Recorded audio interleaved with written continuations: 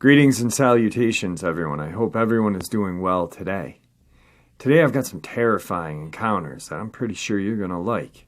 Before we get into these encounters, though, a couple links. As you know, I rely on my Patreon, my PayPal, and my merch to help this channel to continue to grow and go. All of those links are in the description below. I also have a second channel for creepypasta, fanfiction, and scary voice acting. Stories that they don't really fit on this channel. Now, if that's anything that you're into, follow that link and give those stories a listen. You may just like what you hear. Now I've taken enough of your time, guys. Let's get on with today's upload. Shall we? Today's first encounter is a subscriber submission. Good day. My encounter is not all that spectacular, but your channel has inspired me to share it. I've never told anybody about this, but it is definitely true, so here goes. This happened in the spring of 2017 in DeSoto, Texas, which is in Dallas County. I had traveled to Dallas for a 3-day continuing education conference for work and was returning home to where I live, over 150 miles west of Dallas, almost straight as the crow flies off of I-20. I was exhausted mentally and physically because there was so much negativity going on in my life at the time. My husband was deployed overseas to Afghanistan, so I was worried about him. My son was in and out of the hospital for drug addiction and serious mental health issues due to his drug use. I worried for both of them constantly. I myself was having serious health problems, but had so much to deal with since I was the only one around and had no time to handle anything extra. As I drove along I-35 thinking of everything that was tearing me apart and also trying to make myself remember not to forget to pick up the dog at the Borders on my way home, I missed my exit onto I-20 and ended up in DeSoto. At some point, I realized that things didn't look familiar and that I needed to exit off and turn around. I found a place to exit off, and it took me to a side road that was sort of secluded, but still had a sparse population of homes alongside. In my confusion, I passed the bridge that I needed to cross to be able to turn around. That's just what I needed, was to be lost and get lost again. Ugh! I looked for a good place to turn around and saw a driveway up ahead. I pulled in and my light shone directly onto 3 metal trash cans with lids sitting in a rack type of receptacle a little off the ground. My eyes were still trying to adjust to the recent day-to-night light conditions, so I wasn't sure that what I saw was what I saw, so I looked again. For sure, I saw a dog standing bipedally. It was solid black, at least 6.5, 7 feet tall, and had human arms, shoulders, chests, and abs. Its ears were pointed high off its head and had a longer, slimmer muzzle, as most people say. It had the German Shepherd look. Its face had a little gray hair on the muzzle all the way around. Its mouth was closed. I couldn't see its lower half because it was behind the trash cans. I think it was as shocked to see me as I was it. I backed up, turned around, and got back on the right route home. I was so stressed with life at that point that it didn't bother me as profoundly as I thought it would, and soon forgot about it, because I had so many more problems than just accidentally seeing a dogman. I just shrugged it off and kept going, almost feeling like I was losing my mind. In fact, things got worse for a bit after seeing it. Shortly after, I was in a car accident, and a few months later, my son passed away from a drug overdose. I almost feel as if seeing the dogman was an omen of sorts. Had I been in my right mind at the time of seeing it, I'd have driven away and pulled over at a gas station to pray and ask God for a hedge of protection against the evil I had just witnessed. My apologies if this was boring or frivolous in any way. I just thought you might want to know about it. Take care and be blessed.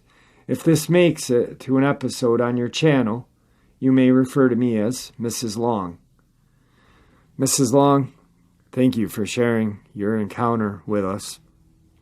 And as a parent, my heart goes out to you and your family. I'm sorry for your loss. As many Americans know, addiction is a powerful, powerful enemy of families and good people.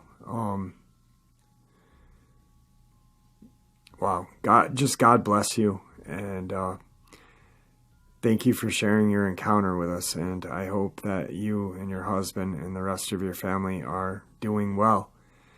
And if you'd ever like to come on the show and share your encounter with us, that'd be great. Thank you. Today's second encounter. Just down the road from where a few years ago I had previously lived in Southeast Australia is the opening into about 100 acres of woodland and bush that I frequently went into when I was younger and did the usual things, ride around and camp, etc. I was out driving at around 11:30 with my girlfriend, and as we were in the area, decided to show her the woodlands while we were in the area, as she loves everything to do with nature, and it was summer, so it was a pretty warm night. I left my car with the light shining into the trees as we weren't going too far in, and it was pitch black inside. The two of us just sat chatting, having a cigarette, and generally relaxing. She was sitting on sort of a map of the area that had been put in on some plastic, and I was keeping an eye on the trees, as I had a feeling of something was just wrong. I've heard people say that they felt they were in danger, although nothing around them was off, and it was that same feeling. Every sense was almost reaching out, and my adrenaline was up, but there wasn't really anything in my eye line that seemed any different. After lighting another cigarette to calm my nerves, I scanned the tree line again and realized that it looked different to before. It was only after staring into the dark that I saw that there was moonlight now lighting up the grass where it couldn't before, as there was a black shape blocking it. Before, I thought it was a tree. I got goosebumps just typing this, but the only way to describe this was that all sound had ceased and everything went dead silent, and a few seconds later, this disgusting feeling of dread fell over me, and I saw motion in the dark of the path as this thing crawled towards us on all fours. I've seen nearly every animal in the outback here, and we don't have any large predators like in the US or Europe, but somehow I knew this thing was a predator, and it wasn't hiding itself from us, but just slowly crawling forward toward us. I don't know if my girlfriend saw it or not, as I couldn't look away, but just as it reached the line my car lights were able to illuminate, it reared up onto two legs and just sat staring at us. I'm 6'4", and this thing was about another meter larger than me, with arms that were far too long that reached down near to the ground. All I could make out was an off-white, almost yellowish fur on it, and in the dim light could only make the silhouette of its head as a dog or a wolf. I wasn't able to move as it stared at me, but it was at this point my girlfriend gasped, which seemed to break whatever was stopping me from thinking logically. I grabbed her by her arm and sprinted to the car, slammed the doors, and tore out of there as fast as I could, both of us too scared to speak until a half an hour later. We both discussed it many times, and the feeling that we had was what I imagine a rabbit sees when it catches a wolf or a fox looking at it.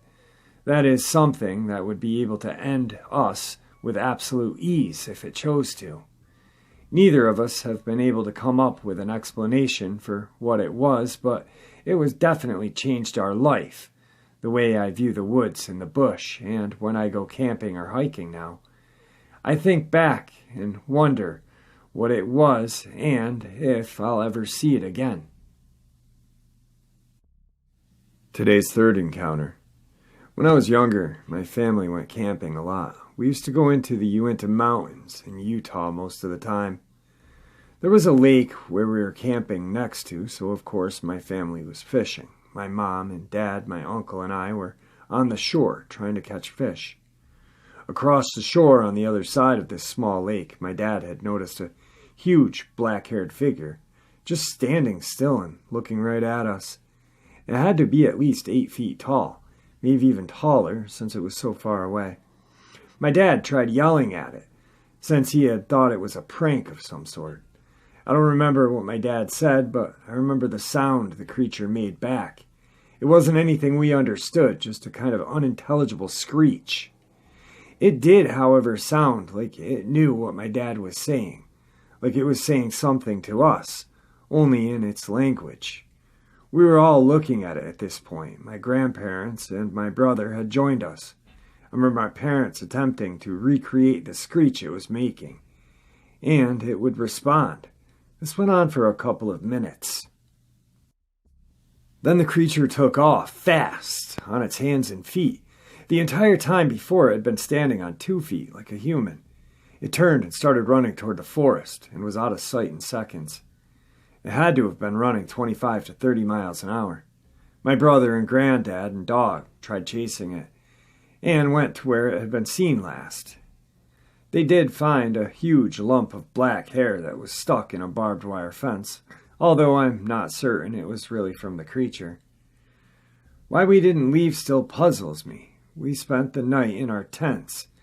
It was very windy, and I don't think anyone actually slept. I was worried that this creature might come around our campsite. I'm not sure the rest of my family was concerned. Today's fourth encounter. Years ago, I can remember stories up in Tejas, New Mexico about cryptids called werewolves and dogmen.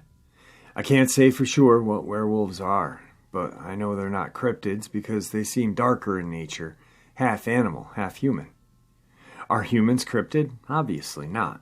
The Tejas Mountain in many ways became my enchanted forest, the mystery of not only my soul but also that which I couldn't see but feel. My first vision quest happened up in the back mountains of Tejas when I was 23. The 3-day vision quest started with prayer and a peaceful repose that lingered within my heart throughout the days and nights of meditation. The ending, though, was far from serene, more like the scene out of a scary movie. The difference is the really happened, and it happened to me. I've always felt that trees can hide people from danger, if only they are asked to do so. The trees seemed to shelter me, and I felt I was hidden away in my private world of meditation. With the trees as my ally, I had a false sense of protection. They, after all, can only do so much from their high vantage points, but I was to find out that they have other ways of at least warning people of possible danger. Lying down in my tent, I noticed that I had goosebumps on my arms. And then I sat up and felt the hair on the back of my neck stand up. The dead silence of panic was deafening, along with the startling angst in my chest. The dead silence alerted my warning bells, and they started to chime. The beautiful night's tranquility had been shattered within a blink of an eye. A voice, element in nature, yelled, "Run!" It seemed the trees started to creak and moan loudly, waving at me, seemingly throwing branches at my tent. I scrambled out of my tent and started running without a second thought. The moon was full and high within the darkened night sky, yet her luminous glow was my beacon, leading me in the direction of my family's campground. With the speed of a scared rabbit, I jumped over sagebrush and knew that even one glance back would be my downfall. I could hear breathing from far behind me, with a slight growl escaping its jaws beside sagebrush and rocks being scattered and trampled. I was running as fast as my feet allowed me, and in some strange way, I knew that if I didn't pick up the pace, I was a goner. Somehow I just went for it, an all-out run, yet this thing was getting closer and closer. I could feel its gaze penetrating my back, that of an angry predator. To put it bluntly, I felt like a deer or an antelope escaping for my life. Somehow my superpowers took over and I sprinted home with the speed that I didn't know I was capable of. I ran into the bus and slammed the door behind me. I could tell that it had stopped chasing me a couple yards away. The horses started to get panicky and the dogs were growling. Let's just say I woke up the whole camp, humans and animals alike. That night I realized that I was just out of harm's way of seemingly an arm's length. That night I was lucky the werewolf backed off. I live in rural Haralson County in northwest Georgia. One night I was taking my dogs out. I was standing on the edge of the patio while my senior dog was pulling back to go inside. I was trying to coax him onto the grass. But my puppy suddenly lunged forward and was really freaked out. When I looked up, I saw it, or at least 99% certain that what I saw was it. It was standing by one of the big trees at the edge of the woods, sort of half hidden behind it. It really didn't remind me of a Bigfoot all that much, at least from what I imagine it to look like. Sort of half gorilla, half person. I tried looking further into it and stumbled upon the Alabama white thing, since I live a few miles from the Alabama border. It stood about 6 feet tall when I compared it to the branches on the trees. I tend to do a lot of work out by those trees it was standing at. It seemed to have light-colored fur or hair. It was bipedal, but the legs were more like an animal's anatomically. It had fairly long arms in comparison to its body. I didn't really see its face, but if I had to guess, I wouldn't say it was very flat, nor very snouty. I didn't see a tail, but it wasn't all in clear view.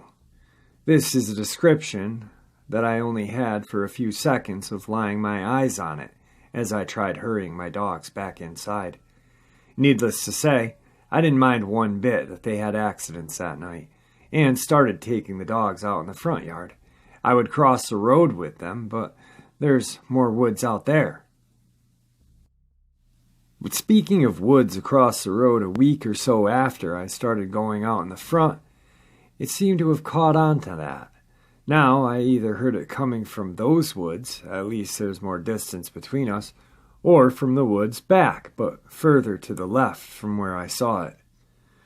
A week or two ago, I had a friend over for a night because their car broke down near me, and it was Sunday, so it couldn't be towed until the next day. At around 1 a.m, they wanted to go get some snacks, and my dogs were being annoying because they didn't get to play that day. So we decided to make a 20-minute walk to the small gas station. But we kept hearing rustling in the woods like something was following us. And as usual with this thing, the dogs didn't seem to know whether to lunge at it or run. But when we encountered animals, it's all excitement, and wanted to go check it out. Nothing like fight or flight battle they were having. We had somebody come pick us up at the gas station and drop us off back at home. I recently just overheard a conversation about the neighbor's dog that had passed. I've seen a couple of her times because she used to break off from her tie-out. She was a nice dog, a husky Malamute mix, I believe. Why anyone would have one of those in Georgia is beyond me, but that's beside the point. Apparently, they let her out at night, and she didn't come back. The following morning, they went to look for her, and they found her with her neck broken, but nothing else. I'm not sure how true that is, but it does frighten me for my own dogs. And somebody, about 10-minute walk out, used to have horses on their property, but apparently had to move them because they began breaking out. So that's where we are now. My dogs are staying leashed 24/7 now. I always have a flashlight handy, and I'm looking into self-defense options. Today's sixth encounter. Back in 2004, my husband and I were given 3 of our grandchildren to raise. They were boys, aged 1.5, 3, and 4.5. The boys were followed a few months later by their sister, a newborn, who was also given to us to raise. After having raised our own children, my husband and I found ourselves as new parents. We lived in a small town in New England, So small that you could step out of the house and see the police station, fire department, post office just beyond the house. When I was young, we had stop signs downtown where the stoplights are now. My grandmother and father were born there, and I lived for 6 decades in this town. It was the kind of place where if you needed some vegetables for supper, you went to a neighbor who had a garden, took what you needed, left money on their front porch. We lived on the main street, but we were surrounded by many forested acres. 3 rivers ran through the town, and we had a large field behind our house. There were many fields throughout the town, and other towns nearby had the similar makeup. There were also farms in the area, and in the neighboring towns as well. They were very New England-like towns, small, comfy, and cozy. One day after work, when the youngest children were 6 and 4, I came home to find the house in a state of disarray.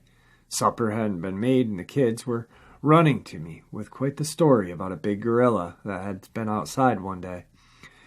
The 2 youngest let me know that during the afternoon they saw a big gorilla in front of the house, running along the street. They said it was very fast. Then the big gorilla jumped our picket fence and ran into our yard. The children said they had their noses pressed against the window pane, and the big gorilla came to the window, growled at them, and pushed its paws against the window. The children said they tried to wake up my husband, but he had fallen asleep on the couch after a night shift, and they couldn't wake him up. The big gorilla then ran into the backyard, where it broke some car windows and threw some trash cans.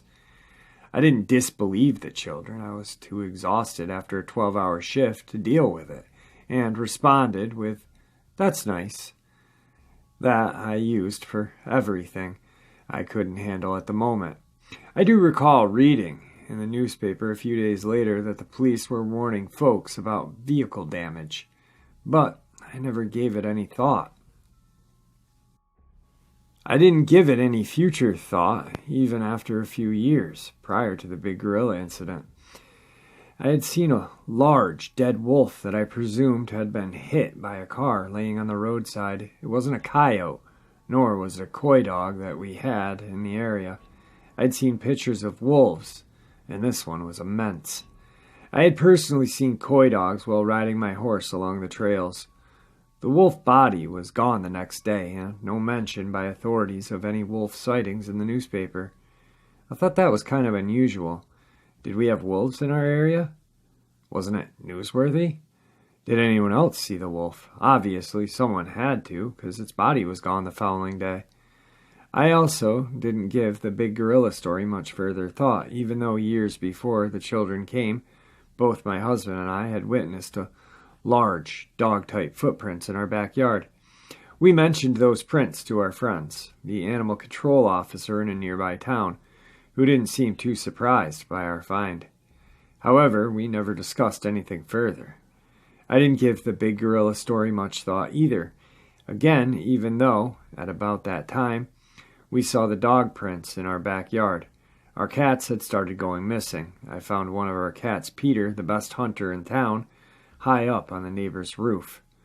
The house was 3 stories, with the first floor and second floor occupied by tenants, and the third an attic. Lots of those older homes in New England always had full attics.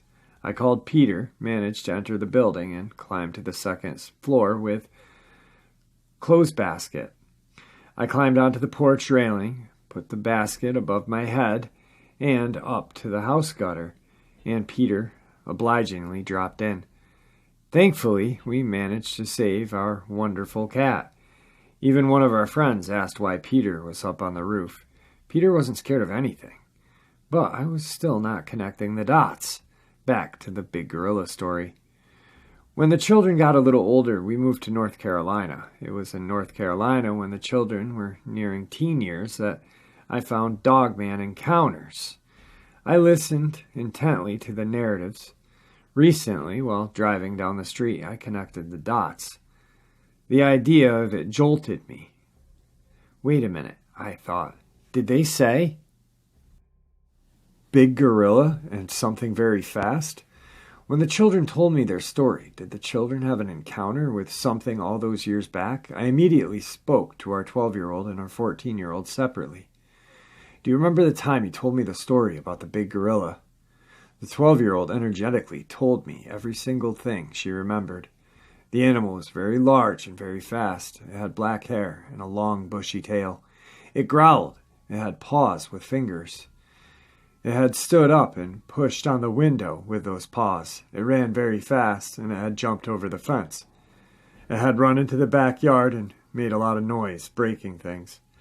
The 12-year-old said that it didn't have a face of a gorilla or a monkey, but she couldn't tell more about the face because of the hair.